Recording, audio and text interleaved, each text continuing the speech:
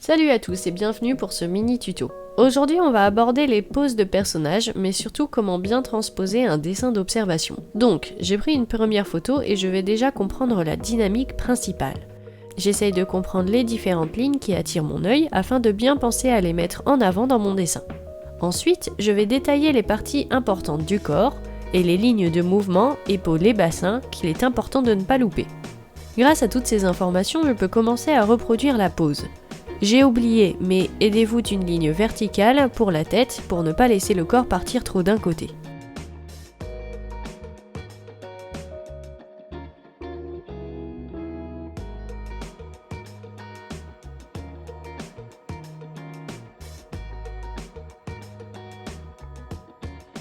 Pour poursuivre, je vais vous montrer que l'on peut partir un tout petit peu plus loin en exagérant un tantinet la pose. Ça permet d'obtenir des choses moins réalistes mais du coup plus burlesques et en style type manga ou BD, ça peut être très intéressant. Mes lignes sont du coup plus amples, les ouvertures, bras, jambes plus grandes et les lignes des épaules, hanches plus encore en opposition.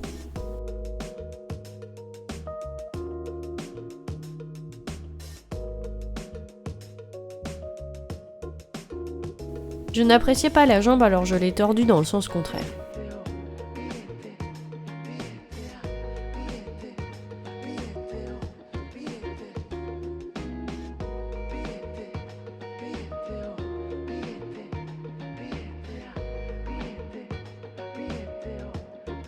Au final, ma version n'est pas trop surréaliste, mais elle m'a permise d'être plus en accentuation. L'ouverture des jambes et des bras, mais aussi dans le déhanché et la courbure du dos.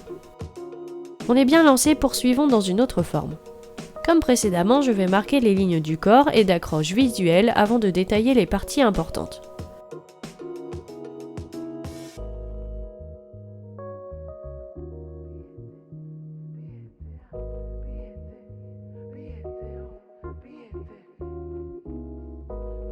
Une nouvelle fois, je reproduis maintenant la pose grâce à mes repères.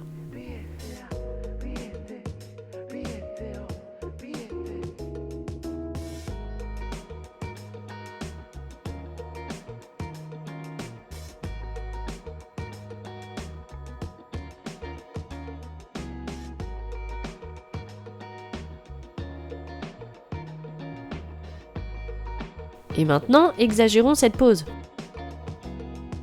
Ligne principale, hanche-épaule, même boulot. Là, je vais redresser le buste vers l'avant. Je vous montre le changement que cela crée côté poitrine et côté dos. Faites attention si vous creusez le dos. Le ventre et les côtes vont s'avancer, sinon on pensera que votre personnage a perdu son estomac.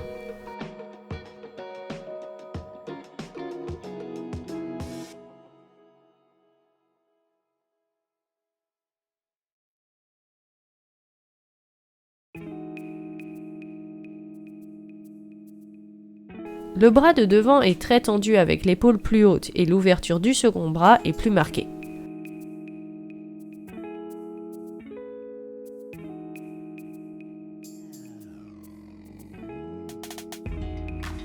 En transposant, on voit bien le marquage au niveau du dos et du bras notamment. Un dernier avec une pose non stabilisée, puisque mon modèle est en train de danser. Les vêtements sont amples, donc faites bien attention à ne pas vous faire avoir en reproduisant le personnage. Même travail encore une fois. Je reproduis mon Jimin.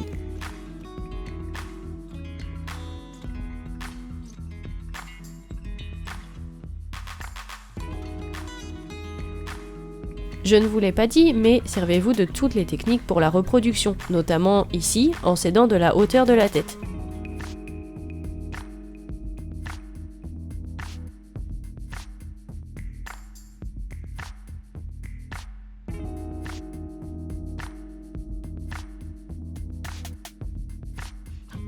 Cette fois, je vais vraiment y aller au feeling et le déhancher bien plus, tout en essayant de rester cohérente.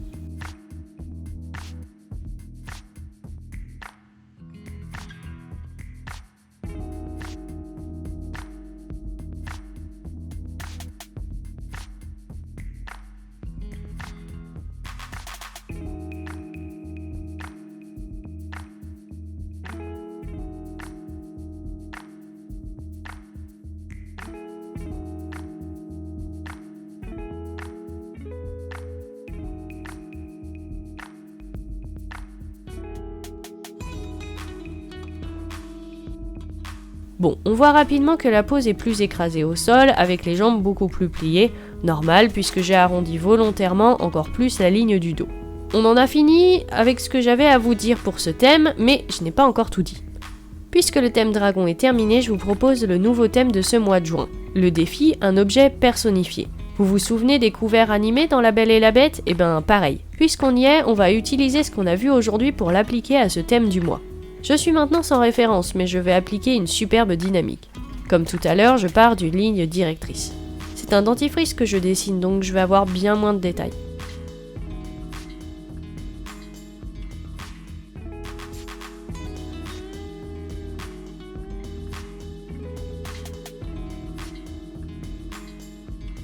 La pose est sympa, passons-le au propre.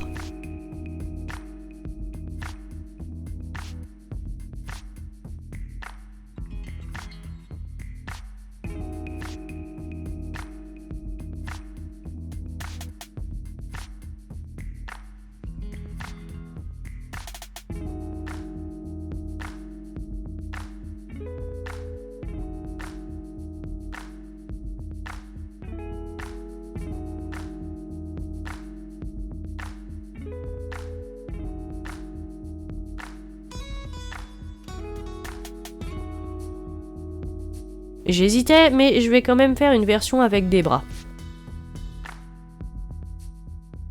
Et sa copine la brosse à dents, évidemment.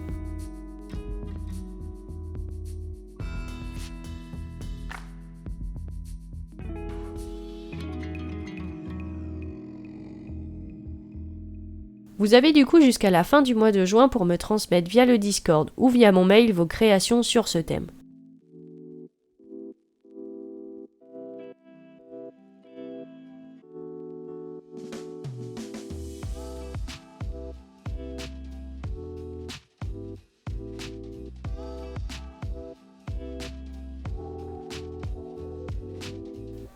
Voilà maintenant les différentes œuvres qui ont été réalisées pour ce thème dragon du mois de mai. Merci beaucoup à chacun d'entre vous pour vos dessins, que ce soit sur ce thème ou pour ceux que vous nous montrez via Discord. J'espère que vous serez bien inspirés, dessinez bien et à la semaine prochaine.